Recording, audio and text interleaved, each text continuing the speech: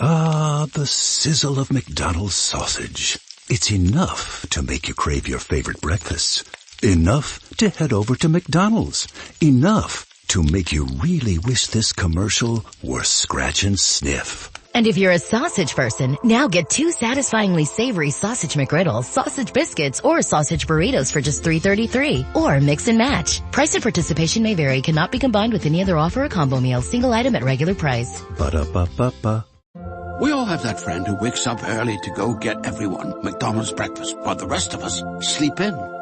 This is your sign to thank them. And if you're that friend, this is us saying thank you. Just a friendly reminder that right now, get any size iced coffee before 11 a.m. for just 99 cents. And a satisfying sausage McMuffin with egg is just $2.79. Price and participation may vary. Cannot be combined with any other offer or combo meal. Ba-da-ba-ba-ba.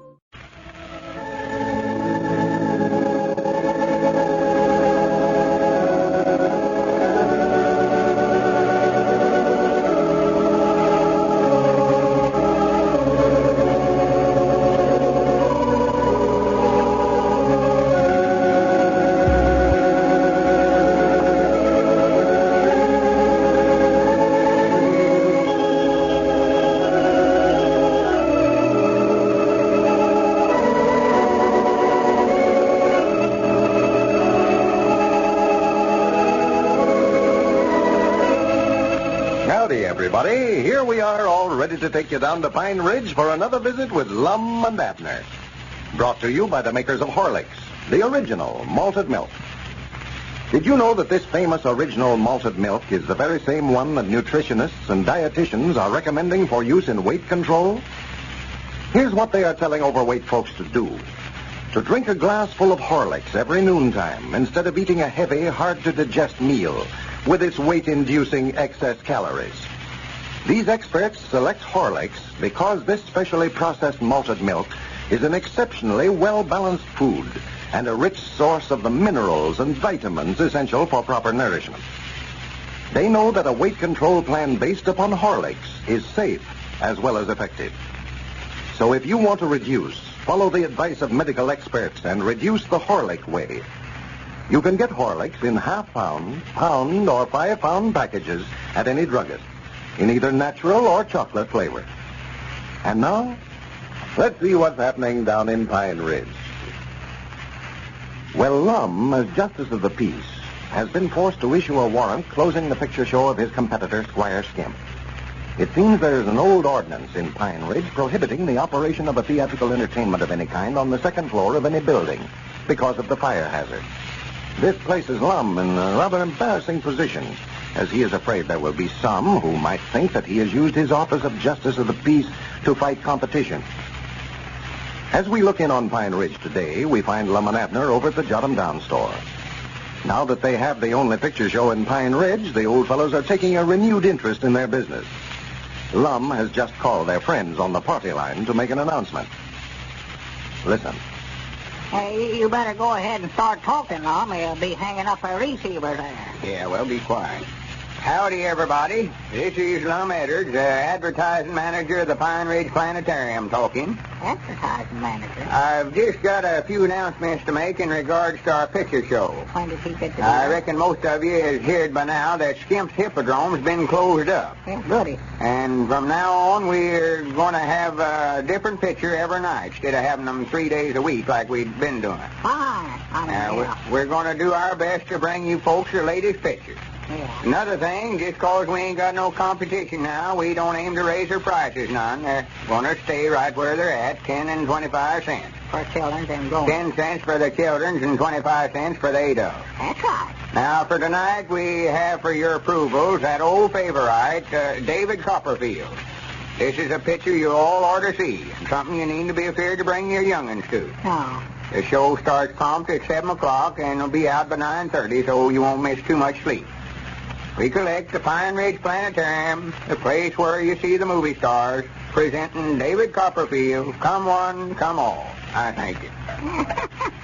Doggy, that ought to bring him out, Lum. Sounded all right, did it? Oh, yes, sirree. You just plumb outdone yourself on that. After that party line's a handy thing at all for advertising.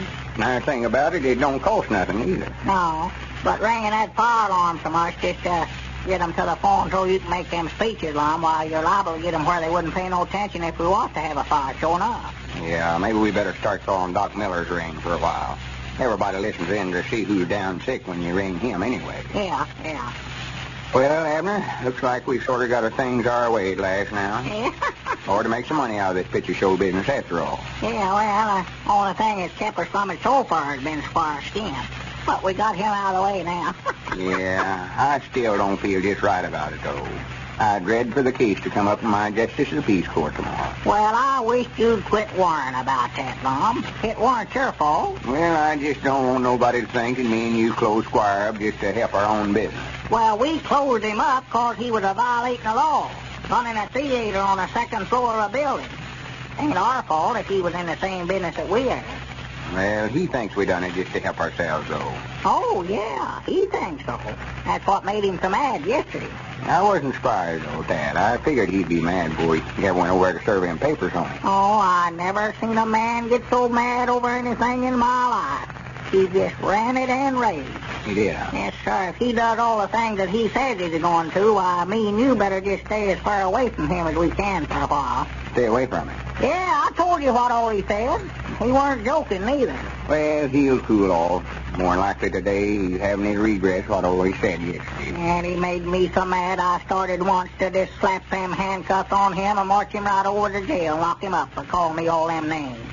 But never. Oh, he was mad. Yes, Squire flies off in the handle much. Well, look, he coming yonder.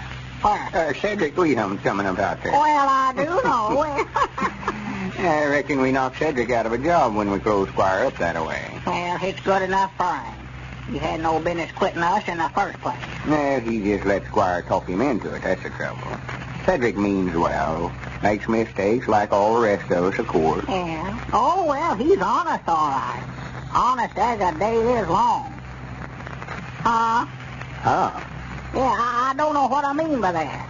How could anybody be as honest as a day is long? I don't know. You're the one that said it. I've heard it before. Well, that don't make good sense. Well, don't argue with me about it. You're the one that said it. Honest as a day is long.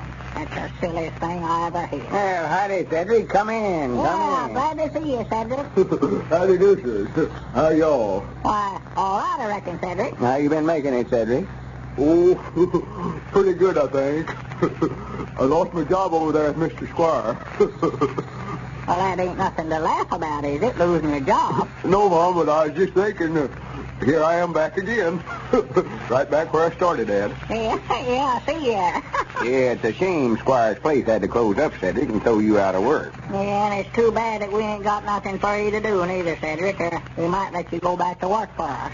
Yeah, if Abner hadn't learned how to run that picture machine, we might could use you down there at the picture show. But we don't need you now. Yes, Mom. And we ain't doing enough business here in the store to afford to hire nobody neither. No, Mom. Cedric, you just got to where you're taking us for granted. Just think you can quit and then come back to work anytime you want to. Yes, Mom, I must be. Must be. Yeah. And quit saying yes, Mom, and no, Mom. Yes, Mom. No, Mom. Well, Old Squire got pretty mad when I filed that warrant on him yesterday, didn't he, Cedric? you ain't saw him mad yet, though. You ought to see him over there today. I just now left over. I went over there a while ago to draw my pay, but he was so mad I was scared to ask him for it. Oh, he's unsafe to be around, that fella, when he gets mad. I just turned around and walked off. Never said nothing to him about it. I don't blame you. That's just what I done yesterday. You fellas ain't got no drinking water around here, have you? No place, don't reckon. Why, yeah, there's a whole bucket full sitting right over on the counter, Cedric. I just drawed it a while ago. It's plumb fresh. Yeah, help yourself, Cedric. And keep your hands out of that candy case, though. And the Cracker Barrel. Yes, Mom. And quit saying yes, Mom. Yes, Son, that's all that boy knows. Yes, Mom, and no, ma'am. I'll get tired of hearing it. Yeah, I reckon Squire just now sort of beginning to realize this ain't no joke closing him up. Yeah. He's that mad. More than likely, the word sort of got passed around, you know, and everybody's jostling about us getting the best out of him. That's about what makes Yeah, I wouldn't be surprised. Well, ain't no use to get mad about it. That won't help him none. No, but if I was you, Lum, I'd just stay out of his way for a while yet anyway. Ain't no use to just ag on trouble. No, but I've got to see him tomorrow afternoon when the case comes up in my court. I'm a-dreading it, too. Well, maybe he won't hurt you, Lum. Won't hurt me? No. Well, that ain't what I'm worrying about. I just hate to try the case in my court, for I know Squire's going to think that I'm closing him up just to get even with him. And if I don't close him up, why, everybody's going to think I turned him loose because I'm scared of him. Yeah, well, if I was you and he's come Well, up I've sworn to, goodness. Look over yonder. Look at Cedric. Oh. Straightening up that canned goods and dusting stuff off just like he's a-working here. Well, we never give him no job, did we? Why, no. He just went to work. Now, what you going to do with a boy like that? Yeah, we ought to just fire him. Well, how we going to fire him? We ain't even hired him. Oh, well, I don't know. Looks like he's got her. Cedric, we told you we Oh, never my needed goodness alive, Lum. Look, there comes Squire Skimp, Lum. Look there. Well, let him come. Let him Lum, come. we better lock the front door. I don't want you to get hurt now. Don't you worry about me. I'll take care of myself. I know that I'm going to get out of here, Lum. I know what he said he's going to do to me. I'm a leave. I expect I better leave too, Mr. Lum. I don't want to be around when this thing happens. What time do you want me to be down to the picture show tonight? Why, about 6:30, I guess, Cedric. Well, I'll see you down there at 6:30 then. Well, I'll be back in a little bit, too. Well, here, Cedric, you ain't working for us. Hold on a minute. Oh, for goodness sake. I reckon we ain't got no say-so about it. Lum, what's the meaning of all this buffoonery? Closing up my theater. That's the way a card fight competition. Oh, come in, Squire. Sit down. Sit down nothing. I don't want to sit down. I want an explanation. You can't close my business up with some little law that you made yourself just to fit your own purpose. Now, Squire, if you'll sit down, I can explain it to you. I can show you the ordinance if you want to see it. Well, I'd love to see it. I never had a thing to do with it. The warrant was swore out by 2 citizens of Pine Ridge, and me and Abner was just carrying out the duties of our office. Well, now, you're not putting a thing over on me, Lum Edwards. This is your idea all the way through, and I know it. And if you think you can run me out of business with some law that you've concocted yourself, you've got another guess coming, because I ain't going to stand for it. Well, Squire, your case is set in my Justice of the Peace Court tomorrow afternoon. There'll be plenty of time then to argue the case. I'm sorry that you think that I'm trying to take advantage of you. I wish somebody else was presiding over the case. Well, I do, too, and maybe we'd see justice. But I'll tell you this right now, Lum. If Skimp's Hippodrome is forced to close its doors, if you rule against me in that call tomorrow afternoon, it'll be the biggest mistake you ever made in your life. And just remember, I warned you. Good day. Oh, we wonder what bearing these threats will have on Lum's decision when that case comes to trial tomorrow.